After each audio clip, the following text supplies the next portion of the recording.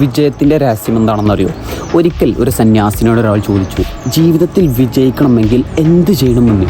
അപ്പോൾ ഈ ഒരു സന്യാസിനി ഇദ്ദേഹത്തെയും കൂട്ടി ഒരു നദിയിലേക്ക് പോയി. എന്നിട്ട് പറഞ്ഞു, ജീവിത വിജയത്തിൻ്റെ രഹസ്യം ഈ ഒരു നദിയിൽ ഒളിഞ്ഞിരിപ്പുണ്ട് എന്ന്. എന്നിട്ട് ഈ ഒരു സന്യാസിനി ഇദ്ദേഹത്തെ നദിയിലേക്ക് ഇറക്കി. അങ്ങനെ കുറച്ചു നേരങ്ങൾക്ക് ശേഷം ഇദ്ദേഹത്തിൻ്റെ കഴുത്തറ്റം വെള്ളം നിറഞ്ഞു. അപ്പോൾ അദ്ദേഹം ചോദിച്ചു, ഇനിയെങ്കിലും എനിക്ക് ആ രഹസ്യമൊന്ന് പറഞ്ഞു തന്നൂടെ എന്ന്. അപ്പോഴും ഈ ഒരു സന്യാസിനി അദ്ദേഹത്തോട് ഒന്നും പറഞ്ഞില്ല.